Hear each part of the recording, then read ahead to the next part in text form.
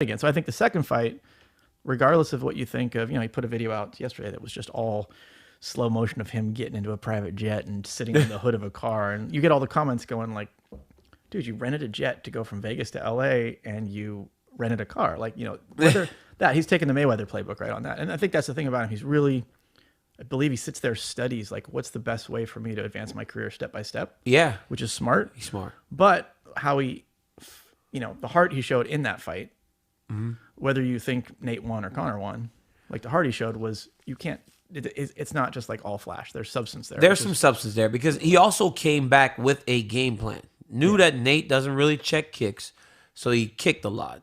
Changed that up completely. He knew that he had to kind of pace himself a little bit better than he did the first time. So you saw him actually not as overzealous with his punches. Wasn't throwing as hard every single shot. So, yeah, there's a lot of substance to Conor McGregor. People, you don't do what he's done without being a fantastic fighter, too. Yeah. Look, this is great. We've been going for about an hour and 5 minutes. So, hold on. I think it's an hour, 1 hour, 7 minutes, 30 seconds. Dennis, do you want to 1 hour, 7 minutes, and 30 seconds? Dole some points out? He said 105. I said 107.30. 107 on the dot. All right, so we even now? Yes, it's tied. Or 2-2 at the midway point. What are your picks then? Who you got this That's what we got to do. We got to get to UFC 209. Main card, we have to pick them. We have to pick the fights. All the way through? Just through the top 5. And then, Dennis, that's going to go on the board. And we're going to do picks to in the shows. People are excited about UFC 209. It's going to be a great fight card. Tyron Woodley, Stephen Thompson, number 2. Should have been in stock. Let's start at heavyweight. Nick, Overeem or Mark Hunt? Let me put. I'm gonna write them down here. You and mine. DC. Let's go, Nikki Baby over here. Nikki Baby, I'm gonna let you go first. You got Hunt or Overeem? I gotta go with Hunt. You gotta go with. I want chaos. I want the post fight interview about steroids and give me everyone's money and all that. You know what? I'm gonna agree. I'm taking Mark Hunt in that fight. Now, I don't anticipate you would know who Lando Venata and David Tamor is. Oh, just read my mind. Now, Lando Venata is actually a guy that fought Tony Ferguson, I think, last time.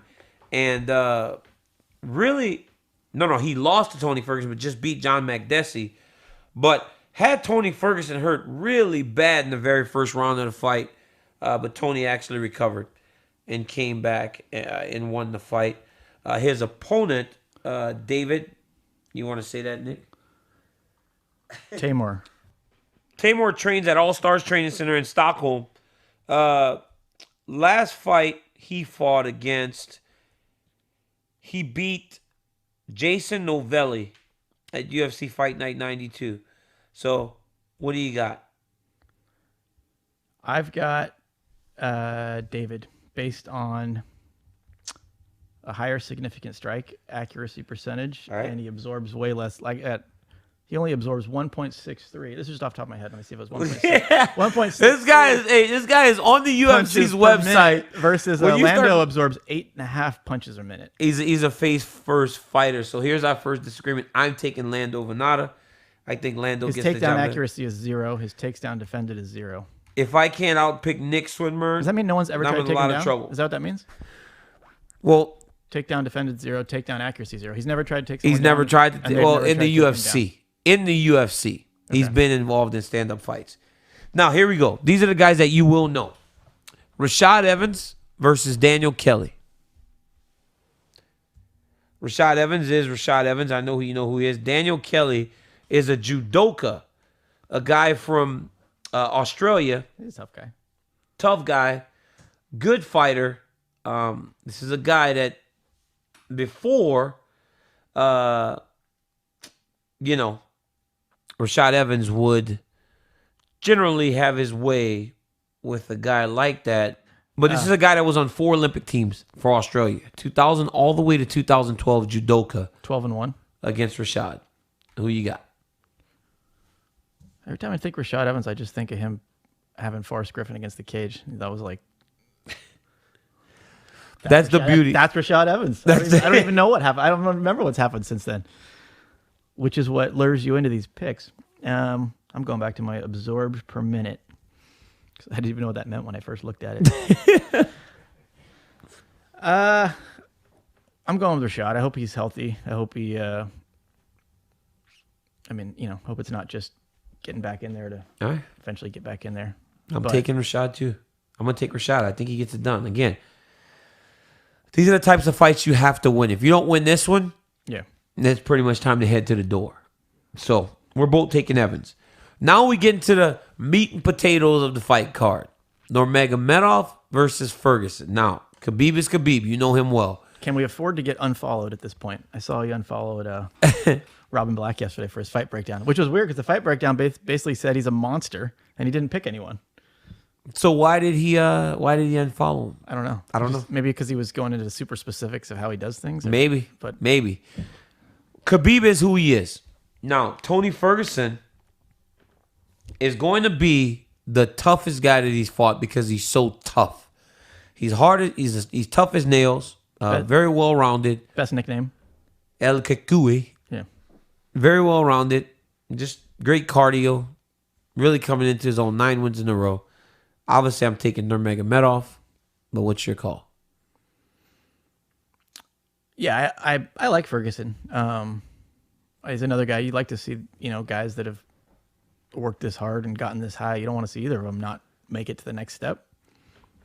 But I don't think you can get bet against Khabib. There's one fight Khabib had where he came out, I think, and decided he wanted to box, and he just threw hands down, chin out, uppercuts, short uppercuts the whole fight, and we were watching it going, "What is he doing?" And he won, but he squeaked by in that one. You're talking about Gleison Tebow. I think it must have been. It was just. Yeah. It was really weird. I think I might even have watched it with Bob if Bob wasn't there. And I was like, "What in the world is going on?" And he. But I think as long as he doesn't do that, as long as he just sticks to what he does, yeah. And I would like to. I mean, obviously, I want to see him get to the top. So pick that one. All right. So what have we disagreed on? Just one. We disagreed so far just on Teymur Venata. So that's the most important fight in the card now. Yeah, at this point, unless this last fight is picked different. Woodley, Stephen Thompson. The Wonder Boy has looked phenomenal at times. When he beat Rory McDonald, I thought nobody could beat him. But I believe that Tyron Woodley, if he was to lose to him, it would have been the first time. Because he had never seen anybody like him. After being in there for 25 minutes with him, I believe he can make the correct adjustments and actually beat him in the second go-round a lot better than he did the first time. So I'm taking Woodley to retain. Yeah, I mean, it'd be fun to be controversial, but I want Woodley to win. He's another guy. I only met him. I met him once at your after party where you had the what was the fight? I think it was when you fought in San Jose. Oh, Josh Barnett or Frank Mir? You kept picking Josh Barnett up and dumping him down. But I met him at that one, and I said, "Hey, what's up? Maybe we can sponsor you one day." And he was like, "The fuck is this guy? Like, get great, get out of here." But for some reason, that was endearing.